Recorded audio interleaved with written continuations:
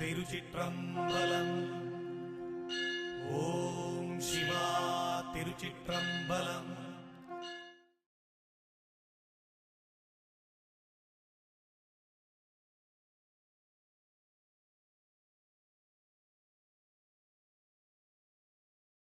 திருச்சிற்றம்பலம். அருள் பரம் ஜோதி தனிப்பெரும் கருணையே. திருச்சிற்றம்பலம். குருவே சரணம். நம சிவாய் நம சிவாய் நம சிவாய். சத்யக்ஷரம் சதாசிவம் சர்வமங்களம். மாதா ಅನ್ನಪೂರ್ಣೇಶ್ವರಿ ಜ್ಞಾನ ವೈರಾಗ್ಯಂ ಭಿಕ್ಷಾಂದೇಹಿ. ಗುರುವೇ ಶರಣಂ. ತಿರುಚಿಟ್ರಂಬಲಂ. ಎಲ್ಲ ಗುರುಮನೆ ಭಕ್ತರಿಗೂ ಹಾಗೂ ಎಲ್ಲ ಗುರುಭಕ್ತರುಗಳಿಗೂ ಗುರುದೇವರ ಶುಭಾಶೀರ್ವಾದ. ಗೋಪಾಲಪುರ ಗುರುದೇವರ ಶುಭಾಶೀರ್ವಾದ. ಕಾರಣ ಏನಂತೇಳಿದರೆ, ಸನ್ಮಾರ್ಗವೃತ, ಜ್ಞಾನಜ್ಯೋತಿ ಸನ್ಮಾರ್ಗವೃತ ಗೋಪಾಲಪುರದಲ್ಲಿ ಶ್ರೀ ಗುರುಮನೆಯಲ್ಲಿ ಎಲ್ಲ ಭಕ್ತಾದಿಗಳು ಆಚರಿಸ್ತಾ ಇದ್ದೀರಿ ಸನ್ಮಾರ್ಗ ವೃತವನ್ನು ಶ್ರದ್ಧಾ ಭಕ್ತಿ ನಂಬಿಕೆಯಿಂದ. ಈ ಸನ್ಮಾರ್ಗ ಅಂದರೆ ಏನು? ನಾವು ಮುಖ್ಯವಾಗಿ ತಿಳಿದುಕೊಳ್ಳಬೇಕಾದ ವಿಚಾರ. ಸನ್ಮಾರ್ಗ ಅಂದರೆ ಏನು? ಸಜ್ಜನರ ಮಾರ್ಗ, ಸತ್ಯವಂತರ ಮಾರ್ಗ. ಸತ್ಯವಂತರು ಎಲ್ಲಿ ನಿಲ್ತಾರೆ ಅಲ್ಲಿಂದ ಪ್ರಾರಂಭವಾಗ್ತದೆ ಸನ್ಮಾರ್ಗ. ಆ ಸತ್ಯವನ್ನು ಹುಡುಕಿಕೊಂಡು ಹೋಗ್ತಾರೆ. ಸತ್ಯವನ್ನು ಹುಡುಕಿಕೊಂಡು ಹೋಗುವವರು ಸಜ್ಜನರಾಗಿರ್ತಾರೆ. ಸಜ್ಜನರ ಸಂಘ ಹೆಜ್ಜೆಯನ್ನು ಸವಿದಂತೆ. ಸಜ್ಜನರ ಸಂಘ ಹೆಜ್ಜೆಯನ್ನು ಸವಿದಂತೆ. ಹಾಗೆ ನಾವೆಲ್ಲ ಸಜ್ಜನರಾಗಬೇಕು. ಸಜ್ಜನರಾಗಬೇಕು ಅಂತ ಹೇಳಿದರೆ ನಮ್ಮೊಳಗೆ ಸದ್ಗುಣಗಳು ಬೆಳಿಬೇಕು. ನಮ್ಮೊಳಗೆ ಸದ್ಗುಣಗಳು ಬೆಳಿಬೇಕು. ನಮ್ಮೊಳಗೆ ಯಾವಾಗ ಸದ್ಗುಣಗಳು ಬೆಳೀತಾ ಹೋಗ್ತದೋ, ಸದ್ಗುಣಗಳಂದರೆ ಒಳ್ಳೆಯ ಗುಣಗಳು, ಒಳ್ಳೊಳ್ಳೆಯ ವಿಚಾರಗಳು ಯಾವಾಗ ನಮ್ಮ ಒಳಗೆ ಹಂತ ಹಂತವಾಗಿ ಅದು ಒಂದೊಂದು ಮೆಟ್ಟಿಲೇರಿ ಮೆಟ್ಟಿಲೇರಿ ಮೆಟ್ಟಿಲೇರಿ ಮೇಲಕ್ಕೆ ಬರ್ತದೋ, ಆವಾಗ ಪ್ರಪಂಚದಲ್ಲಿ ನಮ್ಮನ್ನು ಒಂದು ಪೂಜ್ಯನೀಯ ಭಾವನೆಯಲ್ಲಿ ಪ್ರತಿಯೊಬ್ಬರು ಗೌರವಿಸ್ತಾರೆ. ಮೊದಲಿಗೆ ಬೇಕಾದ ಸದ್ಗುಣ. ಸದ್ಗುಣ ಇದ್ದಲ್ಲಿ ಸದ್ಗುಣವನ್ನೇ ಹುಡುಕಿಕೊಂಡು ಹೋಗ್ತದೆ. ಸದ್ಗುಣ ಸದ್ಗುಣ ಸದ್ಗುಣ ಸೇರುವಾಗ ಸಜ್ಜನರಿಂದ ಹೆಜ್ಜೆಯನ್ನು ಸವಿದಂತೆ ಅದೆಷ್ಟೋ ಜ್ಞಾನಾಮೃತಗಳು ತನ್ನಿಂದ ತಾನಾಗಿ ಪ್ರಕೃತಿಗೆ ಸಂಬಂಧಪಟ್ಟು ಹೊರಗೆ ಬರ್ತಾನೇ ಇರ್ತದೆ. ಒಳ್ಳೆಯ ಗುಣ ಇರಬೇಕು ಮನುಷ್ಯನಿಗೆ. ಗುಣಕ್ಕೆ ಭಗವಂತ ಒಲಿಯುವುದು. ಭಗವಂತನಾಗಬೇಕು ಅಂತೇಳಿದರೆ ಅಷ್ಟು ಸುಲಭ ಇಲ್ಲ. ಕಣ್ಣಿಗೆ ಕಾಣಾದ ಭಗವಂತ ನಮ್ಮ ಒಳಗೆ ಬರಬೇಕು ಅಂತ ಹೇಳಿದರೆ ಅಷ್ಟು ಸುಲಭ ಇಲ್ಲ ಅಂತ ಹೇಳೋದು. ತುಂಬ ಕಷ್ಟ ಉಂಟು. ನಮ್ಮ ಆತ್ಮ ಪ್ರಕಾಶವಾಗಬೇಕು. ನಮ್ಮ ಆತ್ಮ ಶುದ್ಧವಾಗಿರಬೇಕು. ನಮ್ಮ ಆತ್ಮ ಪವಿತ್ರವಾಗಿರಬೇಕು ಅಂತ ಹೇಳಿದರೆ ಸ್ವಲ್ಪ ಹೊಗೆ ಹೊರಗೆ ಹೋಗಲೇಬೇಕು. ಹೊಗೆ ಇದೆ ಅಲ್ವಾ? ಹೊಗೆ ಹೊಗೆ ಅಂದರೆ ಏನು ಗೊತ್ತಾ? ಮನಸ್ಸು. ಒಂದು ಅಗ್ನಿ ಉರಿಬೇಕು ಅಂತ ಹೇಳಿದರೆ ಮೊದಲು ಆ ಅಗ್ನಿಯಿಂದ ಪ್ರಾರಂಭವಾಗುವ ವಿಚಾರ ಯಾವುದು ಅಂದರೆ ಹೊಗೆ. ಆ ಹೊಗೆ ಎಷ್ಟೂ ದೂರ ಹೋಗ್ತದೆ. ಎಷ್ಟು ದೂರ ಹೋಗ್ತದೆ ಅಂತ ಗೊತ್ತಿಲ್ಲ. ಹೊಗೆಯ ನಡುವಿನಲ್ಲಿ ನಿಂತುಕೊಳ್ಳಿಕ್ಕೂ ಆಗೋದಿಲ್ಲ. ಕಣ್ಣು ಉರಿತದೆ ಅಲ್ವಾ? ಮೂಗು ಕಟ್ಟುತ್ತದೆ. ಇನ್ನು ಅನೇಕ ರೀತಿಯ ವಿಚಾರಗಳೆಲ್ಲ ಉಂಟಾಗ್ತದೆ. ಇದೆಲ್ಲ ಮನಸ್ಸು. ಯಾವಾಗ ಹೊಗೆ ಪರಿಪೂರ್ಣವಾಗಿ ಮೇಲ್ಮುಖವಾಗಿ ಹೋಗ್ತದೋ ಆವಾಗ ಅದರ ಒಳಗಿರುವ ಅಗ್ನಿ ಎಂಬುದು ತನ್ನಿಂದ ತಾನಾಗಿ ಹೊರಮುಖಕ್ಕೆ ಬರ್ತದೆ. ಅಗ್ನಿ ಕಾಣ್ತದೆ, ಒಳಗಿರುವ ಅಗ್ನಿ ಹೊರಗೆ ಕಾಣ್ತದೆ. ಒಳಗಿನ ಅಗ್ನಿ ಹೊರಗೆ ಕಾಣಬೇಕು ಅಂತ ಹೇಳಿದರೆ ಸ್ವಲ್ಪ ಕಲ್ಮಶ ಹೊರಗೆ ಹೋಗಬೇಕು. ಆ ಕಲ್ಮಶ ಎಲ್ಲವೂ ಹೋಗಬೇಕು ಹೊಗೆಯಾಗಿ. ಎಷ್ಟು ದೂರ ಹೋಗ್ತದೆ ಅಷ್ಟು ದೂರ ಹೋಗಬೇಕದು. ಒಂದು ಸಲ ಆ ಯಜ್ಞದಿಂದ, ಆತ್ಮಯಜ್ಞದಿಂದ ಹೊಗೆ ಹೊರಗೆ ಹೋಗಲಿಕ್ಕೆ ಪ್ರಾರಂಭಿಸಿದರೆ ಮತ್ತೆ ಅದು ಹೊರಗೇ ಹೋಗುವುದು. ಇಲ್ಲಿ ಆತ್ಮಯಜ್ಞವೇ ಆಗುವುದಿಲ್ಲಲ್ಲ. ಸತ್ಯವನ್ನು ತಿಳಿದುಕೊಳ್ಳಲಿಕ್ಕೆ ಇಲ್ಲಿ ಆಗುವುದಿಲ್ಲಲ್ಲ, ಭಾಳ ಕಷ್ಟ ಆಗ್ತದಲ್ಲ. ನಮ್ಮ ಒಳಗೆ ಇಷ್ಟೊಂದು ಶಕ್ತಿ ಉಂಟು, ನಮ್ಮ ಒಳಗೆ ಇಷ್ಟೊಂದು ಪವಿತ್ರತೆ ಉಂಟು. ನಾವೆಲ್ಲ ಮನುಷ್ಯ ಜನ್ಮದಲ್ಲಿದ್ದೇವೆ. ಈ ಮನುಷ್ಯ ಜನ್ಮಕ್ಕೆ ಬರಲಿಕ್ಕೆ ಏನು ಕಾರಣ? ಈ ಮನುಷ್ಯ ಅಂದರೆ ಏನು? ಎಲ್ಲ ಸತ್ಯವನ್ನು ತಿಳಿದು ತನ್ನ ಜೀವನವನ್ನು ನಡೆಸಿಕೊಂಡು ಹೋಗುವ ದಾರಿಗೆ ಸನ್ಮಾರ್ಗ ಅಂತ ಹೇಳೋದು. ಮನುಷ್ಯ ಜನ್ಮದ ಸಾರ್ಥಕತೆಯನ್ನು ತಿಳಿಯುವ ದಾರಿಗೆ ಸನ್ಮಾರ್ಗದ ದಾರಿ, ಸಜ್ಜನರ ದಾರಿ. ಈ ದಾರಿ ಬಹಳ ಕಷ್ಟ ಇರ್ತದೆ, ಸುಲಭ ಇರೋದಿಲ್ಲ ಈ ದಾರಿ. ಈ ದಾರಿಯಲ್ಲಿ ಯಾವಾಗ ಏನಾಗ್ತದೆ ಅಂತ ಗೊತ್ತಿಲ್ಲ. ಹಾಗೆ ಸನ್ಮಾರ್ಗ ವ್ರತವನ್ನು ನೀವೆಲ್ಲರೂ ಶ್ರದ್ಧಾಭಕ್ತಿ ನಂಬಿಕೆಯಿಂದ ಶ್ರೀ ಗುರುಮನೆಯಲ್ಲಿ ಆಚರಿಸ್ತಾ ಬರ್ತಾ ಇದ್ದೀರಿ. ಆಗ ಸನ್ಮಾರ್ಗ ವ್ರತದಲ್ಲಿ ನೀವೆಲ್ಲ ಭಾಗಿಯಾಗಿದ್ದೀರಿ ಅಂತ ಹೇಳಿದರೆ ಅದಕ್ಕೆ ಏನು ಕಾರಣ? ಇಷ್ಟೇ ಹೇಳಲಿಕ್ಕೆ ಸಾಧ್ಯ. ಅದೆಷ್ಟೋ ಭಕ್ತರಿದ್ದಾರೆ ಸನ್ಮಾರ್ಗ ವ್ರತದಲ್ಲಿ ಭಾಗಿಯಾದವರು. ಬೆರಳಷ್ಟಕ್ಕೆಷ್ಟು ಭಕ್ತರು ಇಲ್ಲಿ ಉಳ್ಕೊಂಡಿದ್ದಾರೆ ಸೇವೆಗೆ ಅಂತೇಳಿ. ಆ ಸೇವೆಗೆ ಅಂತ ಉಳ್ಕೊಂಡವರಿಗೆ ಏನು ಸಿಗ್ತಾ ಉಂಟು? ಯಾವುದೋ ಒಂದು ರೀತಿಯಲ್ಲಿ ಗುರುವಾಣಿಯೋ ಗುರುಗಳ ಮಾತು, ಅದು ನಿಮಗೆ ಬಿಟ್ಟ ವಿಚಾರ. ನೀವು ಅದಕ್ಕೆ ಏನು ಬೇಕಾದರೆ ಹೆಸರು ಕೊಟ್ಟುಕೊಳ್ಬೋದು. ಏನೋ ಒಂದು ಸಿಗ್ತಾ ಉಂಟು. ಏನು ಸಿಗ್ತಾ ಉಂಟು? ಭಿಕ್ಷೆ ಪಾತ್ರೆಗೆ ಏನೋ ಸ್ವಲ್ಪ ಹಾಕ್ತಾ ಇದ್ದಾರೆ ಅಷ್ಟೇ. ನೀವು ಯಾವ ರೀತಿ ಭಿಕ್ಷೆ ಬೇಡ್ತೀರಿ ಅಂತ ಇರೋದು ಇಲ್ಲಿ. ಯಾವ ಭಿಕ್ಷೆಯನ್ನು ಬೇಡ್ತೀರಿ ಅಂತ ಇರೋದು. ಯಾವ ಭಿಕ್ಷೆಯನ್ನು ನೀವು ಇಲ್ಲಿ ಬೇಡಲಿಕ್ಕೆ ಬಂದಿದ್ದೀರಿ? ಪ್ರತಿಯೊಬ್ಬ ಭಿಕ್ಷೆ ಬೇಡಲಿಕ್ಕೆ ಬಂದವನೇ. ಪ್ರತಿಯೊಬ್ಬನೂ ಈ ಭೂಮಿಗೆ ಭಿಕ್ಷೆ ಬೇಡಲಿಕ್ಕೆ ಬಂದವನೇ. ಭಿಕ್ಷೆ ಬೇಡಿ ಭಿಕ್ಷೆ ಬೇಡಿ ಭಿಕ್ಷೆ ಬೇಡಿ ಭಿಕ್ಷೆ ಬೇಡಿ ಕೊನೆಗೆ ಅವನು ಗುರುವಿನ ಹತ್ರ ಬಂದು ಭಿಕ್ಷೆ ಬೇಡ್ತಾನೆ. ಗುರುವಿನ ಹತ್ರ ಬಂದು ಭಿಕ್ಷೆಯನ್ನು ಬೇಡ್ತಾನೆ. ಎಲ್ಲ ಭಿಕ್ಷೆ ಬೇಡಿ ಬೇಡಿ ಬೇಡಿ ಸಾಕಾಯಿತು. ಇನ್ನು ಕೊನೆಯ ಒಂದು ಭಿಕ್ಷೆ ಬೇಕು, ಜ್ಞಾನ ಭಿಕ್ಷೆ. ಆ ಜ್ಞಾನ ಭಿಕ್ಷೆಯನ್ನು ಹಾಕಲಿಕ್ಕೆ ಒಂದು ಗುರು ಇರಲೇಬೇಕು. ಆ ಗುರು ಇದ್ದರೆ ಜ್ಞಾನ ಭಿಕ್ಷೆ ಹಾಕಲಿಕ್ಕೆ ಆಗೋದು. ಆ ಜ್ಞಾನ ಭಿಕ್ಷೆಯನ್ನು ಅವನು ಯಾವ ರೀತಿ ತಗೊಂಡು ಹೋಗ್ತಾನೆ, ಎಷ್ಟು ಶುದ್ಧ ಭಾವನೆಯಲ್ಲಿ ತಗೊಂಡು ಹೋಗ್ತಾನೆ, ಎಷ್ಟು ಪವಿತ್ರ ಭಾವನೆಯಲ್ಲಿ ತಗೊಂಡು ಹೋಗ್ತಾನೆ ಅಂತ ಹೇಳಿದರೆ ಅದು ಮುಕ್ತಿಗೆ ದಾರಿಯನ್ನು ಕೊಡುತ್ತದೆ. ಆ ಮುಕ್ತಿಗೆ ದಾರಿಯನ್ನು ಸಿಗುವಾಗ ಆ ಮುಕ್ತಿಯನ್ನು ಸೂಕ್ಷ್ಮವಾಗಿಗೊಳಿಸಿದರೆ ಅದು ಮೋಕ್ಷಕ್ಕೆ ದಾರಿ ಸಿಗ್ತದೆ. ಈ ಜ್ಞಾನ ಭಿಕ್ಷೆ ಏನು ಮಾಡ್ತದೆ? ನಿಮ್ಮನ್ನು ಮೋಕ್ಷಕ್ಕೆ ಕರೆದುಕೊಂಡು ಹೋಗ್ತದೆ. ಇದು ಕೊನೆಯ ಹಂತ. ಈಗ ಮೊದಲನೇ ಹಂತಕ್ಕೆ ನಾವು ಬರಬೇಕು. ಸನ್ಮಾರ್ಗ ವ್ರತ ಅಂದರೆ ಏನು? ಇದರ ಕಟ್ಟುಪಾಡಂದರೆ ಏನು? ನಾವು ಯಾವ ರೀತಿ ಇರಬೇಕು? ಸನ್ಮಾರ್ಗ ವ್ರತದ ವಿಧಿ ನಿಯಮಗಳು ಏನು ಹೇಳಿದ್ದಾರೆ ನಮ್ಮ ಗುರುದೇವರು? ನಮ್ಮ ಗುರು ಪರಂಪರೆ ಏನು ಹೇಳಿದೆ?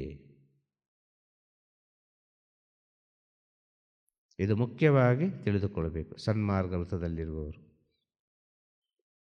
ಯಾವ ರೀತಿ ಇರಬೇಕು?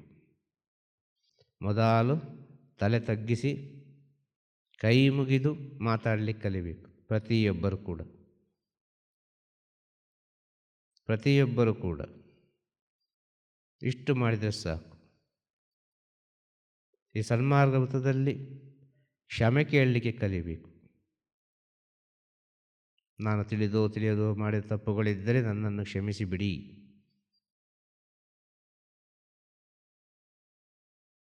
ಇಲ್ಲಿ ಕಣ್ಣು ಮುಚ್ಚಿ ಕೂತುಕೋ, ಧ್ಯಾನ ಮಾಡು, ಯೋಗ ಮಾಡು, ಪ್ರಾಣಾಯಾಮ ಮಾಡು ಅಂತಲ್ಲಿ ಹೇಳಿಕೊಡುವುದಿಲ್ಲ. ಇಲ್ಲಿ ಹೇಳಿಕೊಡುವುದು ಏನು ಬೇಕು ಅದು ಮಾತ್ರ ಹೇಳಿಕೊಡಲಿಕ್ಕೆ ಸಾಧ್ಯ. ಹೇಳೋದತ್ತಾಗ್ತದ? ಇಲ್ಲಿ ಏನು ಬೇಕು ಅದು ಮಾತ್ರ ಕೊಡಲಿಕ್ಕೆ ಸಾಧ್ಯ. ಮಾನವ ಜನ್ಮಕ್ಕೇನು ಬೇಕು? ಮಾನವೀಯತೆ ಬೇಕು. ಮಾನವೀಯತೆಗಿಂತ ದೊಡ್ಡ ವಿಚಾರ ಇನ್ನೊಂದಿಲ್ಲ ಈ ಪ್ರಪಂಚದಲ್ಲಿ. ಮಾನವೀಯತೆಗಿಂತ ದೊಡ್ಡ ವಿಷಯ ಪ್ರಪಂಚದಲ್ಲಿ ಇನ್ನೊಂದಿಲ್ಲ. ಮಾನವೀಯತೆಯನ್ನು ಯಾರು ಒಬ್ಬ ಪರಿಪೂರ್ಣವಾಗಿ ಅನುಸರಿಸಿಕೊಂಡು ಹೋಗ್ತಾನೋ, ಪಾಲಿಸಿಕೊಂಡು ಹೋಗ್ತಾನೋ, ಅವನು ಮನುಷ್ಯನಾಗ್ತಾನೆ. ಅವನು ಮನುಷ್ಯನಾಗಲಿಕ್ಕೆ ಸಾಧ್ಯ. ಸಾವಿರ ರೀತಿಯಲ್ಲಿ ನಮ್ಮ ಸುತ್ತಮುತ್ತಲು ನಮ್ಮನ್ನು ಅನೇಕ ರೀತಿಯ ಗೊಂದಲಕ್ಕೆ ಈಡು ಮಾಡಿದರೆ ನಾವು ಗೊಂದಲಕ್ಕೆ ಈಡಾಗಬಾರದು. ಸಾವಿರ ರೀತಿಯಲ್ಲಿ ನಮ್ಮ ಮನಸ್ಸನ್ನು ಗೊಂದಲಕ್ಕೆ ಈಡು ಮಾಡ್ತಾರೆ, ನಮ್ಮ ಏಕಾಗ್ರತೆಯನ್ನು ತಪ್ಪಿಸ್ತಾರೆ. ನಾವು ತಪ್ಪಬಾರದು. ನಮ್ಮ ಏಕಾಗ್ರತೆಯಾಗಿ ಇರಬೇಕು. ಅಗ್ನಿ ಯಾವತ್ತೂ ಬೆಳಕನ್ನು ಕೊಡುವುದು. ಅಗ್ನಿ ಯಾವತ್ತಿದ್ರೂ ಬೆಳಕನ್ನು ಕೊಡುತ್ತದೆ, ಪ್ರಕಾಶವನ್ನು ಕೊಡುತ್ತದೆ. ಅದು ಕತ್ತಲೆಯನ್ನು ಕೊಡುವುದಿಲ್ಲ. ಈ ಸತ್ಯವನ್ನು ತಿಳಿಬೇಕು ಮುಖ್ಯವಾಗಿ. ಈ ಸತ್ಯವನ್ನು ತಿಳಿಯುವಾಗ ಎಲ್ಲ ಅರ್ಥವೂ ಆಗ್ತದೆ. ಮೊದಲಿಗೆ ಒಬ್ಬರಿಗೆ ತಲೆ ತಗ್ಗಿಸಿ ಕೈ ಮುಗಿದು ಮಾತಾಡಲಿಕ್ಕೆ ಕಲಿಬೇಕು. ಪ್ರತಿಯೊಂದು ವಿಷಯದಲ್ಲಿ ಕ್ಷಮೆ ಕೇಳಲಿಕ್ಕೆ ಕಲಿಬೇಕು. ಕ್ಷಮಿಸುವ ಗುಣ ಇರಬೇಕು. ಪ್ರತಿಯೊಂದು ವಿಷಯ ಆದರೂ ಸರಿ. ತಪ್ಪು ಮಾಡಿದವನು ಯಾರೂ ಇಲ್ಲ. ಉಪ್ಪು ಹುಳಿ ಖಾರ ಊಟ ಮಾಡೋನು ತಪ್ಪು ಮಾಡಿಯೇ ಮಾಡ್ತಾನೆ. ಆ ತಪ್ಪನ್ನು ಒಪ್ಪಿಕೊಂಡು ಪರಸ್ಪರ ಅಣ್ಣ ತಮ್ಮಂದಿರ ಹಾಗೆ, ಒಂದೇ ತಾಯಿಯ ಹೊಟ್ಟೆಯಲ್ಲಿ ಹುಟ್ಟಿದ ಹಾಗೆ, ನಾನು ಬೇರೆ ಅಲ್ಲ ನೀನು ಬೇರೆ ಅಲ್ಲ ಎಂಬ ಭಾವನೆಯಿಂದ ಪರಸ್ಪರ ಒಬ್ಬರನ್ನೊಬ್ಬರು ಅರ್ಥ ಮಾಡಿಕೊಂಡು ಪ್ರೀತಿಯಿಂದ ಮಾತನಾಡಿಕೊಂಡು ಒಬ್ಬರಿಗೊಬ್ಬರಿಗೆ ಗೌರವ ಕೊಟ್ಟುಕೊಂಡು ಕೂಡಿದಷ್ಟು ಮಟ್ಟಿಗೆ ಒಳ್ಳೊಳ್ಳೆಯ ವಿಚಾರಗಳನ್ನು ಮಾತಾಡಿಕೊಂಡು ಕೂಡಿದಷ್ಟು ಮಟ್ಟಿಗೆ ಒಳ್ಳೊಳ್ಳೆಯ ವಿಚಾರವನ್ನು ಕಿವಿಯಲ್ಲಿ ಕೇಳಿಕೊಂಡು ಕೂಡಿದಷ್ಟು ಮಟ್ಟಿಗೆ ಕಣ್ಣಲ್ಲಿ ನೋಡುವ ವಿಚಾರಗಳನ್ನು ಕೂಡಿದಷ್ಟು ಮಟ್ಟಿಗೆ ಪವಿತ್ರ ಭಾವನೆಯಲ್ಲಿ ನೋಡಿಕೊಂಡು ಈ 18 ದಿನ ಈ ವೃತಾಚರಣೆಯನ್ನು ಮಾಡಬೇಕು. ಇದು ಮೂಲ ಫೌಂಡೇಶನ್. ಈ ಫೌಂಡೇಶನ್ ನೀವು ಸರಿಯಾಗಿ ಹಾಕಿದರೆ ನೀವೇನು ಮಾಡಬೇಕಾದ ಅವಶ್ಯಕತೆ ಇಲ್ಲ. ನೀವೇನು ಮಾಡಬೇಕಾದ ಅವಶ್ಯಕತೆ ಇಲ್ಲ. ಒಟ್ಟಿನಲ್ಲಿ ಇದನ್ನು ನೀವು ನಿಮ್ಮ ಜೀವನದಲ್ಲಿ ಪಾಲಿಸ್ತಾ ಪಾಲಿಸ್ತಾ ಪಾಲಿಸ್ತಾ ಪಾಲಿಸ್ತಾ ಪಾಲಿಸ್ತಾ ಪಾಲಿಸ್ತಾ ಪಾಲಿಸ್ತಾ ಬರುವಾಗ ಒಂದು ದಿನ ಈ ನಾನು ಎಂಬುದು ತನ್ನಿಂತಾನಾಗಿ ದೂರ ಆಗ್ತದೆ.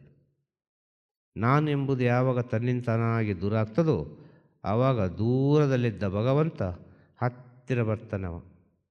ನೀನು ಎಷ್ಟರ ಮಟ್ಟಿಗೆ ನಾನು ನಾನು ನಾನು ನಾನು ಎಂಬುದನ್ನು ದೂರ ಮಾಡ್ತೀಯೋ ಅಷ್ಟರ ಮಟ್ಟಿಗೆ ಅವನ ಹತ್ತಿರ ಹತ್ತಿರ ಹತ್ತಿರ ಹತ್ತಿರ ಹತ್ತಿರ ಹತ್ತಿರ ಹತ್ತಿರ ಹತ್ತಿರ ಬರ್ತಾನೆ. ಈ ನಾನು ಎಂಬುದು ಹೋಗಲಿಕ್ಕೆ ಬೇಕಾಗಿಯೇ ಮನುಷ್ಯ ಜನ್ಮ. ಮನುಷ್ಯ ಜನ್ಮಕ್ಕಿರುವ ದೊಡ್ಡ ಪರೀಕ್ಷೆಯೇ ನಾನು. ಮನುಷ್ಯ ಜನ್ಮಕ್ಕೆ ಭಗವಂತ ಕೊಟ್ಟ ದೊಡ್ಡ ಪರೀಕ್ಷೆ ನಾನು. ಈ ನಾನು ಎಂಬುದನ್ನು ದಾಟಿದರೆ ಮಾತ್ರ ಅವನು ಪರಬ್ರಹ್ಮ ಸ್ವರೂಪನಾಗ್ತಾನೆ ಅಂತ ಹೇಳುದು. ಅರ್ಥ ಆಗ್ತದ? ಅರ್ಥ ಆಗ್ತದ ಎಲ್ಲರಿಗೆ? ಇದನ್ನು ಸ್ವಲ್ಪ ಸೂಕ್ಷ್ಮವಾಗಿ ಅರ್ಥ ಮಾಡಿಕೊಳ್ಳಿ. ನಾನು ಎಂಬುದು ಈ ಕ್ಷಣ ಸತ್ತರೆ ನಾಳೆ ಪುನಃ ಹುಟ್ಟಿಕೊಳ್ತದೆ, ಮರುಕ್ಷಣದಲ್ಲೇ ಹುಟ್ಟಿಕೊಳ್ತದೆ. ಅದು ಯಾವ ರೀತಿ ಹುಟ್ಟಿಕೊಳ್ತದೆ ಅಂತ ಹೇಳಲಿಕ್ಕೆ ಸಾಧ್ಯ ಇಲ್ಲ. ಆಗ ನಾನು ಎಂಬುದು ಸ್ವಾಭಿಮಾನ ಆಗಬೇಕು. ನಾನು ಎಂಬುದು ಅಹಂಕಾರ ಆಗಬಾರ್ದು. ನಾನು ಎಂಬುದು ಆತ್ಮವಿಶ್ವಾಸ ಆಗಬೇಕು. ಆಗ ನಾನನ್ನು ಬಿಟ್ಟು ಬದುಕಲಿಕ್ಕೆ ಆಗುವುದಿಲ್ಲ. ಆಗ ಅದನ್ನು ಯಾವ ರೀತಿ ನಾವು ಪರಿವರ್ತನೆ ಮಾಡಿಕೊಳ್ಬೇಕು? ಆವಾಗ ಆತ್ಮವಿಶ್ವಾಸವಾಗಿ ತನ್ನಂಬಿಕೆಯಿಂದ ಸ್ವಾಭಿಮಾನದಿಂದ ಆ ನಾನನ್ನು ನೀನಿನ ಜೊತೆ ಸೇರಿಸಿಕೊಳ್ಬೇಕು. ಆ ನಾನು ಎಂಬ ವಿಚಾರದಲ್ಲಿ ಸಕಲ ಜೀವರಾಶಿಗಳು ಚೆನ್ನಾಗಿರಬೇಕೆಂಬ ಪ್ರಾರ್ಥನೆ ಇರಬೇಕು. ನಾನು ಎಂಬ ವಿಚಾರದಲ್ಲಿ ಸಕಲ ಜೀವರಾಶಿಗಳು ಚೆನ್ನಾಗಿರಲಿ. ನನ್ನಿಂದೊಂದು 10 ಜನ ಚೆನ್ನಾಗಿದ್ದಾರಾ? ಆ ನಾನು ಒಳ್ಳೆಯದೇ. ನನ್ನಿಂದ 100 ಜನ ಚೆನ್ನಾಗಿದ್ದಾರ? ನಾನು ಒಳ್ಳೆಯದೇ. ಅದು ಆತ್ಮವಿಶ್ವಾಸ, ಅದು ಸ್ವಾಭಿಮಾನ, ಅದು ತನ್ನಂಬಿಕೆ. 10 ಕುಟುಂಬವನ್ನು ನಾನು ಸಾಕ್ತೇನೆ, 10 ಕುಟುಂಬಕ್ಕೆ ನನ್ನಿಂದ ಏನೋ ಒಂದು ಒಳಿತ ಆಗ್ತದೆ, 10 ಕುಟುಂಬಕ್ಕೆ ನನ್ನಿಂದ ಏನೋ ಒಂದು ಒಳ್ಳೆಯ ಕೆಲಸ ಕಾರ್ಯಗಳಾಗ್ತಾ ಉಂಟು ಎಂಬ ಸ್ಥಿತಿ, ಅದು ಆತ್ಮವಿಶ್ವಾಸದ ನಾನು. ಅದು ಅಹಂಕಾರದ ನಾನಲ್ಲ. ಅಹಂಕಾರದ ನಾನಿದೆ. ಯಾರ ಮಾತನ್ನು ಕೇಳುವುದಿಲ್ಲ. ಅದು ನಾನು ಹೇಳಿದ್ದೇ ಸರಿ, ನಾನು ಮಾಡಿದ್ದೇ ಸರಿ, ನಾನು ಕೊಟ್ಟದ್ದೇ ಸರಿ, ಇದೇ ರೀತಿ ಇರಬೇಕು, ಇದೇ ರೀತಿ ಬದುಕಬೇಕು. ಅಧಿಕಾರ, ಈ ಅಧಿಕಾರದ ನಾನಿದೆ ಅಲ್ವಾ, ಅದು ಬಹಳ ಡೇಂಜರ್. ಈ ಅಧಿಕಾರದ ನಾನಿಗೆ ಹೆಸರು ಪಾಪ. ಅಧಿಕಾರದ ನಾನಿಗೆ ಹೆಸರು ಪಾಪ. ಆತ್ಮವಿಶ್ವಾಸದ ನಾನಿಗೆ ಹೆಸರು ಪುಣ್ಯ. ಬೇರೇನು ಹೇಳಲಿಕ್ಕೆ ಸಾಧ್ಯ ಇಲ್ಲ. ಆ ನಾನು ಎಂಬುದನ್ನು ಬಿಟ್ಟು ಬದುಕಲಿಕ್ಕೆ ಸಾಧ್ಯ ಇಲ್ಲ ಅಂತ ಹೇಳೋದು. ಆ ಕೊನೆಗೆ ನಾನು ನಾನು ನಾನು ಅಂತ ಹೇಳಿದ್ರೆ ಕೊನೆಗೆ ನಾನು ಅಂತ ಹೇಳ್ತದೆ ಆತ್ಮ. ಇದಕ್ಕೆಲ್ಲದಕ್ಕೂ ಮೇಲೆ ನಾನು ಅಂತೇಳಿ. ಆತ್ಮದಲ್ಲಿ ಸೂಕ್ಷ್ಮ ಸೂಕ್ಷ್ಮವಾಗಿ ಹೋಗುವಾಗ ಹೇಳ್ತದೆ ಅದಕ್ಕೂ ಮೇಲೆ ನಾನು ಒಬ್ಬ ಇದ್ದೇನೆ ಪರಮಾತ್ಮ ಅಂತೇಳಿ. ಆ ಪರಮಾತ್ಮನ ನಾನು ಎಲ್ಲರಿಗೂ ಬೇಕಲ್ಲ, ಅದು ಸಕಲ ಜೀವರಾಶಿಗಳಿಗೂ ಬೇಕಲ್ಲ ಪರಮಾತ್ಮನ ನಾನು. ಇದನ್ನು ನಾವು ಸ್ವಲ್ಪ ಅರ್ಥ ಮಾಡಿಕೊಳ್ಬೇಕು ಸೂಕ್ಷ್ಮವಾಗಿ. ಇದನ್ನು ಅರ್ಥ ಮಾಡಿಕೊಂಡ್ರೆ ಒಂದೊಂದು ಹೆಜ್ಜೆ ಒಂದೊಂದು ಹೆಜ್ಜೆ ಒಂದೊಂದು ಹೆಜ್ಜೆ ಒಂದೊಂದು ಹೆಜ್ಜೆ ಮುಂದೆ ಹೋಗಲಿಕ್ಕೆ ಆಗೋದು. ಸೂಕ್ಷ್ಮತೆ ಬೇಕು ಅಂತ ಹೇಳೋದು ಜೀವನದಲ್ಲಿ.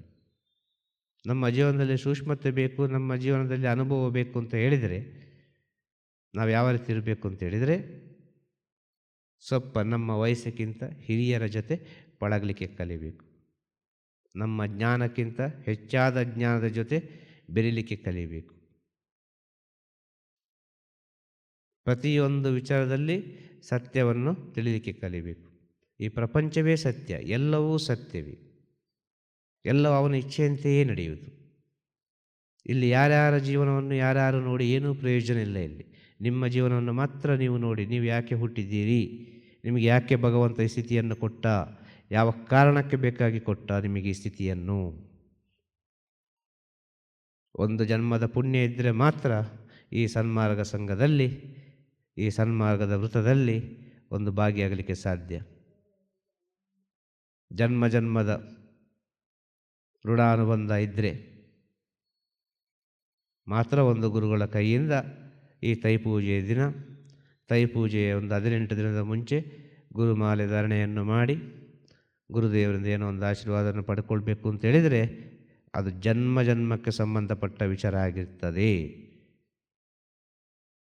ಆ ಜನ್ಮ ಜನ್ಮಕ್ಕೆ ಸಂಬಂಧಪಟ್ಟ ವಿಚಾರಕ್ಕೆ ಹೇಳುವಂಥ ಸ್ಥಿತಿ ಜ್ಞಾನಜ್ಯೋತಿ ಸನ್ಮಾರ್ಗ ವೃತ. ಅರ್ಥ ಆಗ್ತಾ ಹೇಳೋದು? ಎಲ್ಲರಿಗೂ ಬಂದು ಗುರುಮಾಲೆ ಧಾರಣೆ ಮಾಡಲಿಕ್ಕಾಗೋದಿಲ್ಲ, ಎಲ್ಲರಿಗೂ ಬಂದು ಗುರುಗಳ ಮುಂದೆ ಕೂತ್ಕೊಳ್ಳಿಕ್ಕಾಗೋದಿಲ್ಲ, ಎಲ್ಲರಿಗೂ ಬಂದು ಸತ್ಯದ ಮುಂದೆ ಕೂತ್ಕೊಳ್ಳಿಕ್ಕಾಗೋದಿಲ್ಲ, ಎಲ್ಲರಿಗೂ ಆಗೋದಿಲ್ಲ. ಅದೆಷ್ಟೋ ಕೋಟಿ ಭಕ್ತರಿರ್ಬೋದು. ಅಷ್ಟು ಕೋಟಿ ಭಕ್ತರಲ್ಲಿ ಅದೆಷ್ಟು ಜನರಿಗೆ ಸಿಗ್ತದೆ ಅಂತ ಹೇಳಿದರೆ ಅದು ಬೆರಳೆಣಿಕೆಯಷ್ಟು ಜನಗಳಿಗೆ ಮಾತ್ರ ಒಂದು ಗುರುವಿನ ಜ್ಞಾನದ ಸ್ಥಿತಿಯನ್ನು ಅರ್ಥ ಮಾಡಿಕೊಳ್ಳಲಿಕ್ಕೆ ಸಾಧ್ಯ. ಎಲ್ಲ ರೀತಿಯಲ್ಲಿ ಅರ್ಥ ಮಾಡಿಕೊಳ್ಳಲಿಕ್ಕೆ ಆಗೋದಿಲ್ಲ.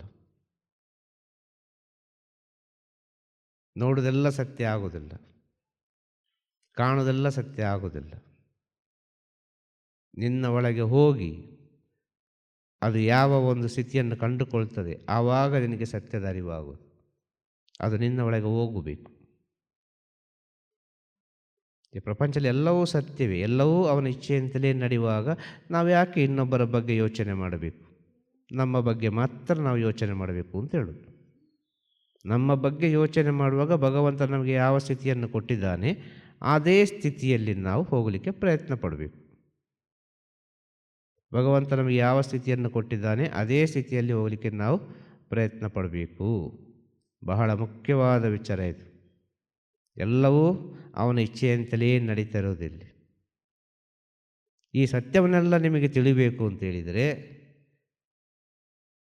ಭಕ್ತರಿಗಾದರೂ ಸರಿ, ಶಿಷ್ಯರಿಗಾದರೂ ಸರಿ, ಕಣ್ಣಲ್ಲಿ ನೀರು ಬರಿಸುವಂಥ ಒಂದು ಗುರು ಸಿಗಬೇಕು. ಕಣ್ಣೀರು ಹಾಕಿಸಿ ಬಿಡ್ತಾರೆ ಗುರುಗಳು,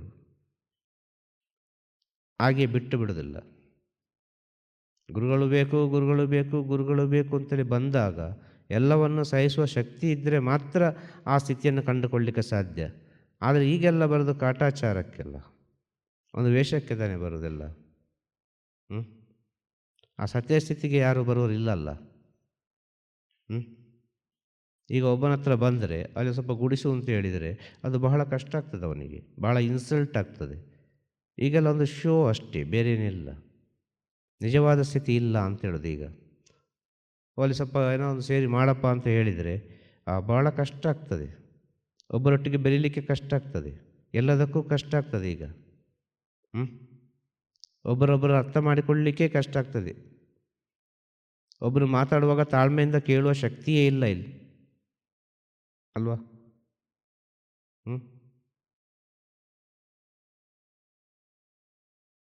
ಹೇಳೋದು ಅರ್ಥ ಆಗ್ತದ? ಬುದ್ಧಿ ಇದ್ದವನು ಯುದ್ಧವನ್ನು ಗೆಲ್ತಾನಂತೆ, ಪ್ರೀತಿ ಇದ್ದವನು ಸಂಸಾರವನ್ನು ಗೆಲ್ತಾನೆ, ತಾಳ್ಮೆ ಇದ್ದವನು ಜಗತ್ತನ್ನೇ ಗೆಲ್ತಾನೆ. ತಾಳ್ಮೆ ಬಹಳ ಮುಖ್ಯ. ಈ ತಾಳ್ಮೆಗಳೆಲ್ಲ ಬರಬೇಕು ಅಂತೇಳಿದರೆ ನಿಮ್ಮಲ್ಲಿ ಅನೇಕ ರೀತಿಯ ವಿಚಾರಗಳನ್ನು ನಿಮ್ಮ ಒಳಗೆ ನೀವು ಅನುಭವಿಸಿರಬೇಕು. ಸುಮ್ಮನೆ ತಾಳ್ಮೆ ಬರುವುದಿಲ್ಲ, ಸುಮ್ಮನೆ ತಾಳ್ಮೆ ಬರುವುದೇ ಇಲ್ಲ. ಒಂದು ತಾಳ್ಮೆ ಬರಬೇಕು ಅಂತ ಹೇಳಿದರೆ ನಿಮ್ಮ ಆಪೋಸಿಟ್ ಇದ್ದವನ ಪರಿಸ್ಥಿತಿಯ ಮೇಲೆ ಉಂಟದು. ಗುರು ಆದವರು ಏನು ಮಾಡ್ತಾರೆ ಅಂತ ಹೇಳಿದರೆ, ಒಬ್ಬ ಸಾಫ್ಟ್ವೇರ್ ಇಂಜಿನಿಯರೇ ಬರ್ತಾನೆ, ಅವನಿಗೆ ಪಾತ್ರೆ ತೊಳೆದೇ ಗೊತ್ತಿಲ್ಲ, ಅವನ ಹತ್ರ ಪಾತ್ರೆ ತೊಳಿಸ್ತಾರೆ. ಪಾತ್ರೆ ತೊಳಿಯಪ್ಪ ಮೊದಲು ಅಲ್ಲಿ ಹೋಗಿ ಅಂತೇಳಿ. ಆಗ ಅವನ ಒಳಗಿರುವ ವಿಚಾರ ಏನು ಅಂತೇಳಿ ಅರ್ಥ ಆಗ್ತದೆ. ಪಾತ್ರೆ ತೊಳೆಯುವಾಗ ಬೈದುಕೊಂಡು, ಪಾತ್ರೆ ತೊಳೆಯುವಾಗ ಸಂತೋಷದಿಂದ, ಅನೇಕ ರೀತಿಯಲ್ಲಿ ಪಾತ್ರೆಯನ್ನು ತೊಳಿತಾರೆ. ಆ ಪಾತ್ರೆ ತೊಳೆಯುವಾಗಲೇ ಗೊತ್ತಾಗ್ತದಲ್ವ ಇಲ್ಲಿ ಯಾವುದು ಸರಿ ಯಾವುದು ತಪ್ಪು ಅಂತೇಳಿ.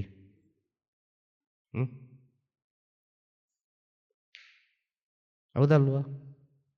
ಹೇಳೋದು ಅರ್ಥ ಆಗ್ತದ? ದೊಡ್ಡೊಂದು ಆಫೀಸರೇ ಬರ್ತಾನೆ, ಗುರುವೇ ನಿಮ್ಮ ಸೇವೆ ಮಾಡಬೇಕು ಅಂತೇಳಿ. ಆಗ ಹೇಳ್ತಾರೆ ಒಂದು ಪೊರಕೆ ಕೊಟ್ಟು, ಅಲ್ಲಿ ಸ್ವಲ್ಪ ಶುದ್ಧ ಮಾಡಪ್ಪ, ಅಲ್ಲ ಕಸ ಎಲ್ಲ ತುಂಬ ಬಿದ್ದಿದೆ ಅಂತೇಳಿ. ಈಗೆಲ್ಲ ಹೇಗೆ ಅಂತ ಬಂದ ಕೂಡಲೇ ಎಲ್ಲ ಸಿಕ್ಕಿಬಿಡಬೇಕು, ಎದುರು ಬಂದು ಕೂತ್ಕೊಂಡ ಕೂಡಲೇ ಎಲ್ಲ ಸಿಕ್ಕಿಬಿಡಬೇಕು. ಅವರವರ ಎಂತ ಹೇಳೋದು, ಅವರವರೆಲ್ಲ ಪುಣ್ಯವನ್ನು ತೆಗೆದು ಲಾಕರಲ್ಲಿ ಇಟ್ಟ ಹಾಗೆ ಬಂದು ಕೇಳೋದು. ಅವರವರು ಸಂಪಾದನೆ ಮಾಡಿದ ಕಾಸನ್ನೆಲ್ಲ ಇಡ್ತಾರಲ್ಲ ಬ್ಯಾಂಕಲ್ಲಿ, ಅಕೌಂಟಲ್ಲಿ ಇಟ್ಟುಕೊಂಡು ಕೂಡಲೇ ಹೋಗಿ ತಗೊಂಡು ಬಂದ ಹಾಗೆ ಇವರಿವರ ಕರ್ಮವನ್ನು ಕೂಡಲೇ ಬಂದು ಎದುರು ಕೂತ್ಕೊಂಡ ಕೂಡಲೇ ಎಲ್ಲ ಸರಿ ಮಾಡಿ ಕೊಡಿಬಿಡಬೇಕು ಇವರಿಗೆ. ಹೇಳಿದ್ದನ್ನು ಮಾಡಲಿಕ್ಕೆ ಕಷ್ಟ ಆಗ್ತದೆ, ಸ್ವಲ್ಪ ಹೊತ್ತು ಕಾಯಲಿಕ್ಕೆ ಕಷ್ಟ ಆಗ್ತದೆ, ಸ್ವಲ್ಪ ತಾಳ್ಮೆಯಿಂದಿರಲಿಕ್ಕೂ ಕಷ್ಟ ಆಗ್ತದೆ, ಪ್ರೀತಿಯಿಂದ ಮಾತಾಡಲಿಕ್ಕೂ ಕಷ್ಟ ಆಗ್ತದೆ, ಎಲ್ಲದಕ್ಕೂ ಕಷ್ಟ ಆಗ್ತದೆ. ಇಲ್ಲಿ ಎಲ್ಲದಕ್ಕೂ ಕಷ್ಟ ಆಗ್ತದೆ, ಸಿಗುವುದು ಎಲ್ಲವೂ ಸಿಗಬೇಕು. ಕೇಳಿದ್ದನ್ನು ಕೊಡಬೇಕು, ನಮ್ಮ ಪ್ರಾರ್ಥನೆಯನ್ನು ಬೇಗ ನೆರವೇರಿಸಬೇಕು. ಯಾರು? ಭಗವಂತ. ಪ್ರತಿಯೊಬ್ಬನ ವಿಚಾರವನ್ನು ಹೇಳೋದು, ಪ್ರತಿಯೊಬ್ಬನ ವಿಷಯವನ್ನು ಹೇಳೋದು. ಭಗವಂತ ಅಂತ ಹೇಳಿದರೆ ಅಷ್ಟು ಈಸಿ ನಿಮಗೆ. ನೀವು ಮಾಡಿದ ಜನ್ಮದ ಕರ್ಮವನ್ನು ಅನುಭವಿಸುವ ಯೋಗ್ಯತೆ ಇಲ್ಲ ಇಲ್ಲಿ. ಭಗವಂತನನ್ನು ಬೈಯುವುದು, ದೇವರನ್ನು ಬೈಯುವುದು, ಗುರುಗಳನ್ನು ಬೈಯುವುದು, ಇನ್ನು ಸಾವಿರ ರೀತಿಯಲ್ಲಿ ಮಾತಾಡೋದು, ಇದೆಲ್ಲ ಅಲ್ಲ. ಇದೆಲ್ಲ ಅಲ್ಲವೇ ಅಲ್ಲ. ನಿಮ್ಮ ಸ್ಥಿತಿಯನ್ನು ನೀವು ಅನುಭವಿಸ್ತಾ ಹೋಗ್ತೀರಿ. ಅದನ್ನು ಪರಿಪೂರ್ಣವಾಗಿ ಸ್ವೀಕರಿಸಿ ಅದನ್ನು ಅನುಭವಿಸ್ತಾ ಹೋಗಿ. ಅದನ್ನು ಆ ಕಡೆ ಈ ಕಡೆ ಅಂತೇಳಿ ವ್ಯತ್ಯಾಸ ಮಾಡಲಿಕ್ಕೆ ಹೋಗಬೇಡಿ. ಒಬ್ಬ ಸಂಸಾರದಲ್ಲಿದ್ದಾನೆ, ಅವನಿಗೊಂದು ಹೆಂಡತಿ ಮಕ್ಕಳು ಇದ್ದಾರೆ ಅಂತ ಹೇಳಿದರೆ ಅವನ ಸಂಸಾರದಲ್ಲೇ ಫೋಕಸ್ ಆಗಿರಬೇಕು ಅಂತ ಹೇಳೋದು. ಇದೇನಪ್ಪ ಅವರವರ ಸ್ಥಿತಿ ಅಂದರೆ ಏನು ಅಂತ ಹೇಳಿದರೆ, ಅವನವನ ಸ್ಥಿತಿ ಇದೆ ಒಂದು, ಅವನವನಿಗೆ ಅಂತೇಳಿ ಭಗವಂತ ಕೊಟ್ಟ ಒಂದು ರೀತಿ ನೀತಿಗಳಿದೆ ಜೀವನಕ್ಕೆ. ಇದೇ ರೀತಿಯಾಗಿ ಅವನು ಹೋಗಬೇಕು ಅಂತೇಳಿ. ಆದರೆ ಇದು ಹಾಗೆ ಅಲ್ಲ. ಅವರಿವರನ್ನು ನೋಡೋದು, ಅವರಿವರನ್ನು ನೋಡಿ ಅವರಾಗೆ ನಾನು ಆಗಬೇಕು ಅಂತ ಆಸೆ ಪಡೋದು, ಇದು ತಪ್ಪು. ಗುರು ಗುರುವೇ, ಶಿಷ್ಯ ಶಿಷ್ಯನೇ, ಭಕ್ತ ಭಕ್ತನೇ, ಅತಿಥಿ ಅತಿಥಿ. ಹೇಳೋದು ಅರ್ಥ ಆಗ್ತದ? ಆ ಸ್ಥಿತಿಯನ್ನು ಚೇಂಜ್ ಮಾಡಲಿಕ್ಕೆ ಆಗೋದಿಲ್ಲ. ಗಂಡು ಗಂಡೇ, ಹೆಣ್ಣು ಹೆಣ್ಣೆ, ಈ ಸ್ಥಿತಿಯನ್ನು ಚೇಂಜ್ ಮಾಡಲಿಕ್ಕೆ ಆಗೋದಿಲ್ಲ. ಇದನ್ನೆಲ್ಲರೂ ಒಪ್ತಾರಲ್ವ? ಮತ್ತು ಈ ಜೀವನದಲ್ಲಿ ಬರುವ ಎಲ್ಲ ವಿಚಾರವನ್ನು ಯಾಕೆ ಒಪ್ಪಲಿಕ್ಕೆ ಆಗೋದಿಲ್ಲ? ಇದು ಕೂಡ ಅವನೇ ಕೊಟ್ಟದ್ದು, ಇದು ಬದಲು ಮಾಡಲಿಕ್ಕೆ ಆಗೋದಿಲ್ಲ ಅಂತೇಳಿ. ಹಾಗೆ ಬದಲಾದರೆ ಏನಾಗ್ತದೆ? ಪ್ರಕೃತಿಗೆ ವಿರುದ್ಧವಾಗ್ತದೆ. ಈ ಪ್ರಕೃತಿಗೆ ವಿರುದ್ಧವಾದರೆ ಮತ್ತು ಈ ಭೂಲೋಕದಲ್ಲಿ ಎಷ್ಟು ಅನಾಹುತ ಬರಲಿಕ್ಕಿಲ್ಲ.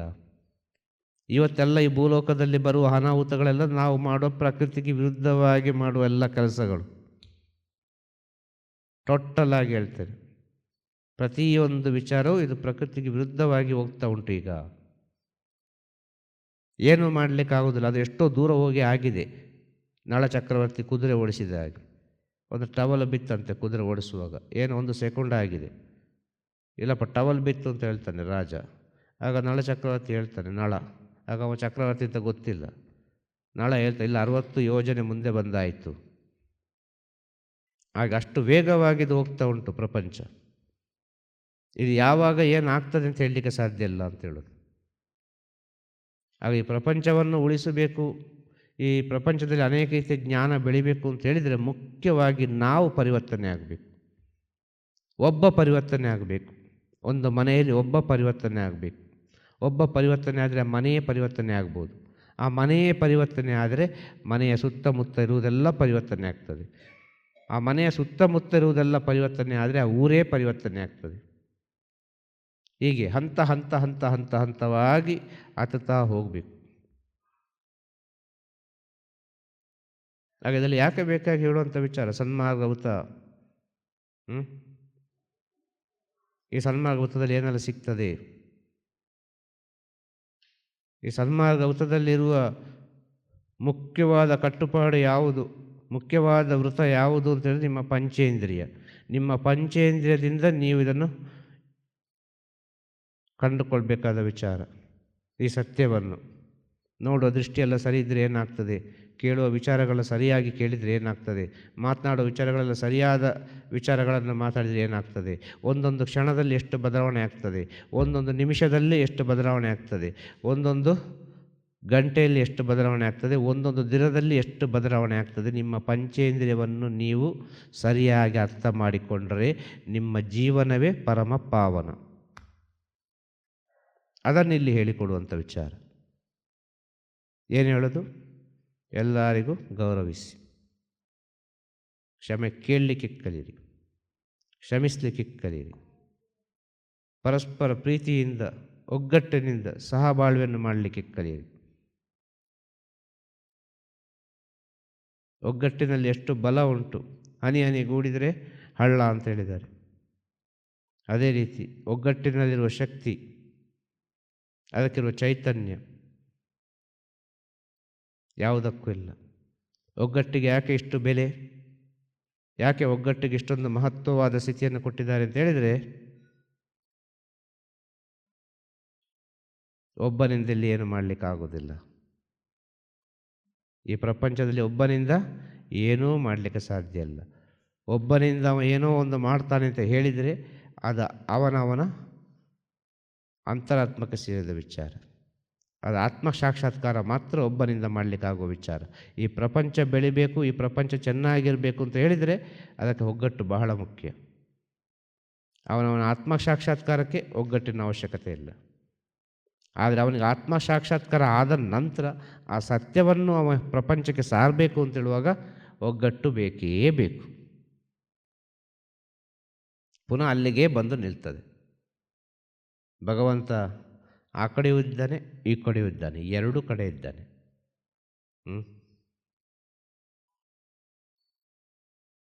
ಆಗ ಈ ಪ್ರಪಂಚದಲ್ಲಿ ಬದುಕಬೇಕು, ಈ ಮಾನವ ಜನ್ಮ ಚೆನ್ನಾಗಿರಬೇಕು, ಲೋಕ ಕಲ್ಯಾಣ ಆಗಬೇಕು, ಮನುಕುಲಕ್ಕೆ ಒಳಿತಾಗಬೇಕು ಅಂತ ಹೇಳಿದರೆ ಈ ಒಗ್ಗಟ್ಟು, ಪ್ರೀತಿ, ಶರಣಾಗತಿ, ನಂಬಿಕೆ ಎಂಬುದು ಬಹಳ ಮುಖ್ಯ. ಇದು ವೇಷ ಆಗಬಾರ್ದು, ಸಮಯ ಸಂದರ್ಭ ಪರಿಸ್ಥಿತಿಗೆ ಆಗಬಾರ್ದು. ತನ್ನ ಒಳಗಿಂದಲೇ ಅದು ಬೇರೂರಿ ಬರಬೇಕು. ಎಲ್ಲ ಕಡೆ ಉಂಟು, ಒಗ್ಗಟ್ಟು ಉಂಟು, ಪ್ರೀತಿ ಉಂಟು, ಎಲ್ಲ ಉಂಟು. ಅದು ಆ ಸಮಯ ಸಂದರ್ಭ ಪರಿಸ್ಥಿತಿಗೆ ಮಾತ್ರ. ಸಮಯ ಸಂದರ್ಭ ಪರಿಸ್ಥಿತಿಗೆ ಇದೆಲ್ಲ ಎದ್ದು ಏನೂ ಪ್ರಯೋಜನಕ್ಕೆ ಬರೋದಿಲ್ಲ. ಇದು ನಿಮ್ಮ ಅಂತರಾತ್ಮಲ್ಲಿ ಬೇರೂರಿ ಇದು ನಿಮ್ಮ ಆತ್ಮದಲ್ಲಿ ಒಂದಾಗಿ ಹೋಗಬೇಕು ಈ ವಿಷಯ. ಆವಾಗ ನೀವು ಮಹಾಪುರುಷರಾಗಿ, ಒಂದು ದೈವಿಕ ಪುರುಷರಾಗಿ, 10 ಜನರಿಗೆ ಬೇಕಾದವರಾಗಿ, ಈ ಲೋಕದ ಕಲ್ಯಾಣಕ್ಕಾಗಿ, ಈ ಲೋಕದ ಹಿತಕ್ಕಾಗಿ ಎಲ್ಲ ಚಿಂತನೆಗಳನ್ನು ಮಾಡ್ತೀರಿ. ಎಲ್ಲ ಜ್ಞಾನವನ್ನು ನಿಮ್ಮ ಒಳಗೆ ಹುಡುಕಿ ನೀವು ಪ್ರಪಂಚದ ಒಳಿತಿಗಾಗಿ ಏನೋ ಒಂದು ಒಳಿತು ಮಾಡ್ತಾನೆ ಇರ್ತೀರಿ. ಈ ಸತ್ಯವಾದ ವಿಷಯ. ಮೊದಲು ಎಲ್ಲ ವಿಷಯ ನಮ್ಮ ಒಳಗೆ ಉಂಟಾಗಬೇಕು. ನಮ್ಮ ಒಳಗೆ ಉಂಟಾಗಬೇಕು ಅಂದರೆ ನಮ್ಮ ಹೊರಗೆ ಇರುವ ಈ 5 ವಿಚಾರ ಉಂಟಲ್ಲ, ಇದು ಬಹಳ ಶುದ್ಧವಾಗಿರಬೇಕು ಅಂತ ಹೇಳೋದಿಲ್ಲ. ಯಾವುದು? ಪಂಚೇಂದ್ರಿಯ. ಕಣ್ಣು, ಮೂಗು, ಕಿವಿ, ನಾಲಿಗೆ, ಚರ್ಮ. ಇದು ಬಹಳ ಚೆನ್ನಾಗಿರಬೇಕು. ಚರ್ಮ ಅಂದರೆ ಸ್ಪರ್ಶ, ಅರ್ಥ ಆಯ್ತಲ್ವ? ಅದು ಎಲ್ಲವನ್ನು ಫೈನಲ್ ಆಗಿ ಕೊಡೋದು. ರೂಪಕ್ಕೊಂದು ಫೈನಲ್ ಕೋಟಿಂಗ್ ಉಂಟು, ಆ ಕೋಟಿಂಗೇ ಚರ್ಮ. ಇದು ಬಹಳ ಚೆನ್ನಾಗಿರಬೇಕು. ಅಲ್ಲಿಂದಲೇ ಎಲ್ಲ ಉಂಟಾಗೋದು ವಿಷಯಗಳು. ಈ ಪಂಚಭೂತಗಳನ್ನು ನಿಮ್ಮ ಕಟ್ಟುಪಾಡಿನಲ್ಲಿ ಇಟ್ಟುಕೊಳ್ಳಿಕ್ಕೆ ಪ್ರಯತ್ನ ಪಡಿ. ಪಂಚಭೂತಗಳನ್ನು ಕಟ್ಟುಪಾಡಲ್ಲಿ ಇಡಲಿಕ್ಕೆ ಸಾಧ್ಯವಾ? ಸಾಧ್ಯವೇ ಇಲ್ಲ, ಖಂಡಿತ ಸಾಧ್ಯ ಇಲ್ಲ.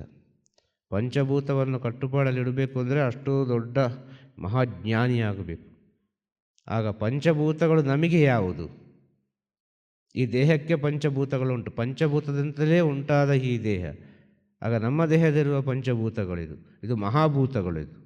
ಯಾವುದು? ಪಂಚೇಂದ್ರಿಯ.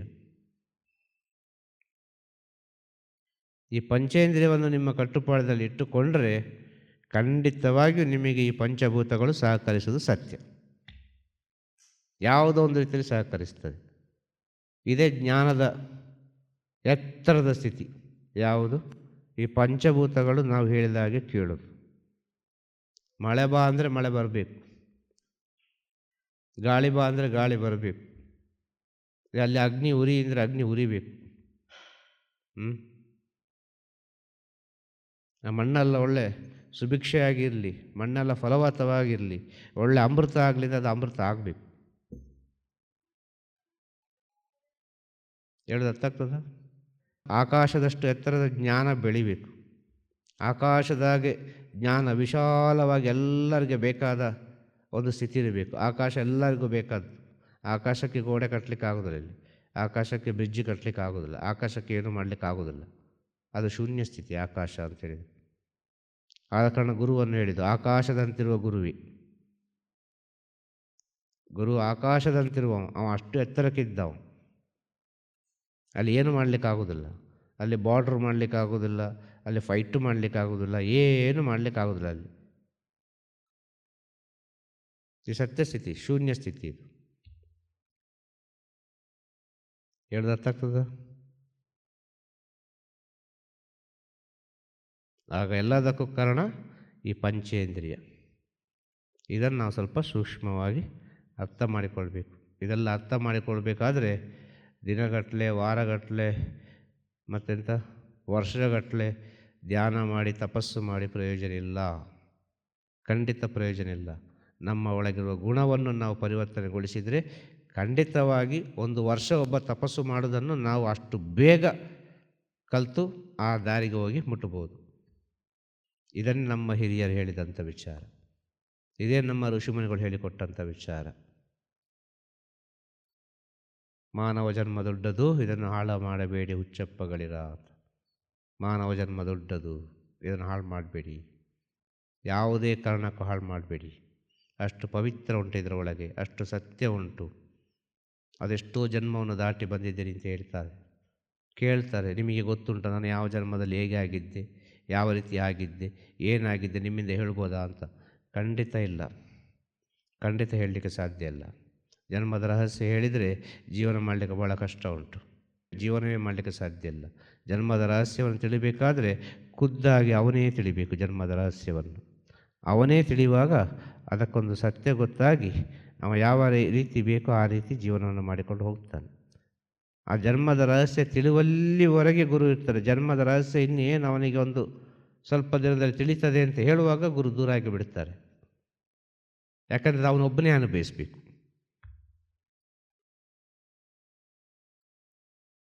ಮತ್ತು ಅವನ ಆತ್ಮ ಅವ ಯಾಕೆ ಬೇಕಾಗಿ ಹುಟ್ಟಿದ್ದಾನೆ ಅದು ತನ್ನಿಂದ ತಾನಾಗಿ ಅದು ತಗೊಂಡು ಹೋಗ್ತಾನೆ ಇರ್ತದೆ. ಆದ ಕಾರಣ ಹೇಳೋದು, ಇಲ್ಲಿ ಯಾವುದು ಸರಿ ಇಲ್ಲ, ಯಾವುದು ತಪ್ಪು ಇಲ್ಲ, ಎಲ್ಲ ಅವನ ಇಚ್ಛೆಯಂತೆ ನಡೆಯುವುದು. ಆದರೆ ಒಬ್ಬ ತಪ್ಪು ಮಾಡೋಗ ಅವನಿಗೆ ಶಿಕ್ಷೆ ಕೊಡುವಾಗ ನಮಗೆ ಅರಿವು ಬರಲಿಕ್ಕೆ ಬೇಕಾಗಿ ಆ ಶಿಕ್ಷೆಯನ್ನು ಭಗವಂತ ಇಟ್ಟ ನಡುವಲ್ಲಿ. ತಪ್ಪು ಮಾಡುವವರಿಗೆ ಒಂದು ಶಿಕ್ಷೆ ಕೊಡುವಾಗ ನಾಳೆ ನಾನು ಆ ತಪ್ಪು ಮಾಡಬಾರ್ದು ಇನ್ನೊಬ್ಬ ಎಂಬ ಪಾಠವನ್ನು ಇಟ್ಟ. ತಪ್ಪು ಅಂದರೆ ಏನು, ಸರಿ ಅಂದರೆ ಅಂತ ಹೇಳಿದರೆ ಏನು ಅಂತೇಳಿ ಪಾಠ ಮಾಡಲಿಕ್ಕೆ ಭಗವಂತ ಇಬ್ಬರನ್ನಿಟ್ಟ. ಆಗ ಒಬ್ಬರಿಂದ ಒಬ್ಬರು ಒಬ್ಬರಿಂದ ಒಬ್ಬರು ಒಬ್ಬರಿಂದ ಒಬ್ಬರು ಒಬ್ಬರಿಂದ ಒಬ್ಬರು ತಿಳಿದುಕೊಳ್ಳುವುದೇ ಆಯಿತು. ಪ್ರಪಂಚದಲ್ಲಿ ಎಲ್ಲಿ ಕಲಿತು ಮುಗಿಲಿಕ್ಕೆ ಇಲ್ಲ. ನೀವು ಎಷ್ಟು ಕಲಿತರೂ ಇನ್ನಷ್ಟು ಕಲೀಲಿಕ್ಕೆ ಉಂಟು. ಹುಡುಕಿದರೆ ಅದು ಸಿಗ್ತಾನೆ ಹೋಗ್ತದೆ, ಇನ್ನಷ್ಟು ಇನ್ನಷ್ಟು ಇನ್ನಷ್ಟು ಇನ್ನಷ್ಟು ಬರ್ತಾನೆ ಹೋಗ್ತದೆ. ಆಗ ನೀವು ಹುಡುಕಬೇಡಿ, ಒಂದು ಕಡೆ ನಿಲ್ಲಿಕ್ಕೆ ಕಲಿಯಿರಿ.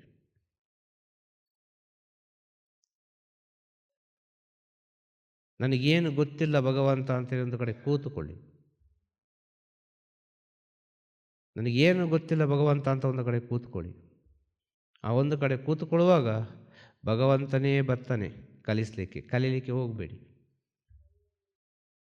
ಭಗವಂತನೇ ಬಂದು ಕಲಿಸ್ತಾನೆ ಪಾಠ. ನೀವೊಂದು ಕಡೆ ದೃಢವಾಗಿ ಕೂತ್ಕೊಳ್ಳುವಾಗ, ನೀವೊಂದು ಕಡೆ ದೃಢವಾಗಿ ಕೂತ್ಕೊಳ್ತೀರಿ ಅಂತ ಹೇಳಿದರೆ ನಿಮ್ಮ ಮನಸ್ಸು ಓಡಾಡೋದಿಲ್ಲ ಅಂತ ಅರ್ಥ. ನಿಮ್ಮ ಮನಸ್ಸು ಶುದ್ಧವಾಯಿತು ಅಂತ ಅರ್ಥ. ನೀವೆಲ್ಲಿಗೆ ಓಡಾಡೋದಿಲ್ಲ, ಆಗ ಒಂದೇ ಕಡೆ ಕೂತ್ಕೊಳ್ತೀರಿ. ಮರದ ಹಾಗೆ.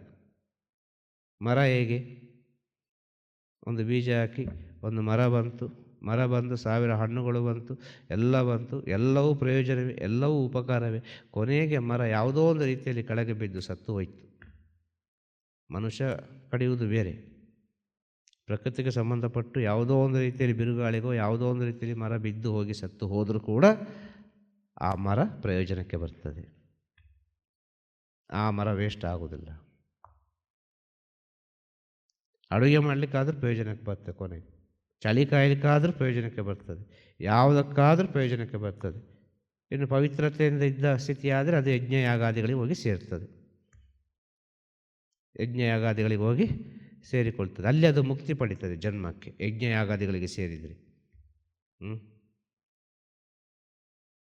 ಇದೆಲ್ಲ ತುಂಬ ಸೂಕ್ಷ್ಮ, ಇದೆಲ್ಲ ಅರ್ಥ ಮಾಡಿಕೊಳ್ಬೇಕು.